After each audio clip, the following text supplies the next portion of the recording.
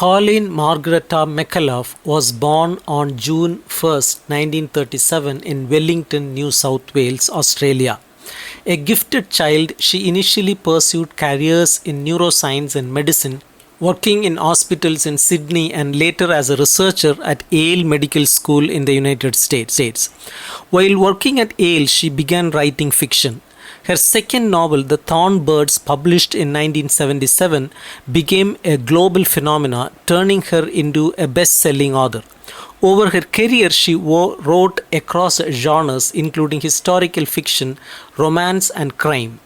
McCullough passed away on January 29, 2015 on Norfolk Island, where she had lived for many years. The Thornbirds, published in 1977, is a multi-generational family saga set in the Australian outback focused on Maggie Cleary and her forbidden love for Father Ralph de Briscart, a Catholic priest. It is one of the best-selling novels of all time, which sold over 30 million copies, and it was adapted into a major TV miniseries. The novel explores love, sacrifice, ambition, and the conflict between personal desires and duty. The Masters of Rome series is a 7-book epic historical series tracing the fall of the Roman Republic and the rise of Roman Empire. The First Man in Rome, published in 1990, introduces Gaius Marius and Lucius Cornelius Sulla. Caesar's Women, published in 1996, explores Julius Caesar's rise through political alliances and manipulation. The October Horse, published in 2002, focuses on Caesar's assassination and its aftermath. Antony and Cleopatra, published in 2007, is a final volume focusing on the tragic romance and the end of the Republic. The series is deeply researched and it is admired for its rich historical detail and vivid characterization of Roman political life. Tim, published in 1974, is a touching romance between an elder woman and Tim Melville, a young man with an intellectual disability. It is McCullough's debut novel and it explores innocence, dignity, and non-traditional love. It is adapted into a film starring Mel Gibson. Morgan's Run, published in 2000, follows Richard Morgan, who is unjustly transported from England to Australia's first penal colony. It is based on real events. It is a moving portrayal of colonial justice, survival, and the shaping of Australian identity. The Independence of Miss Mary Bennet, published in 2008, is a sequel to Pride and Prejudice. It follows the life of Mary Bennet, reimagined as a strong and independent woman.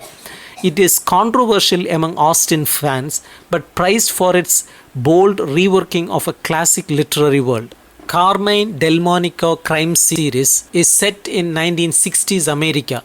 The series follows Detective Carmine Delmonico through psychological and procedural crime investigations. The books include On Off, published in 2006, Too Many Murders, published in 2009, The Prodigal Son, published in 2013. The series showcases McCullough's range beyond historical fiction and romance, venturing into the crime thriller. McCullough's narratives are sweeping and filled with multi-generational, historically complex characters.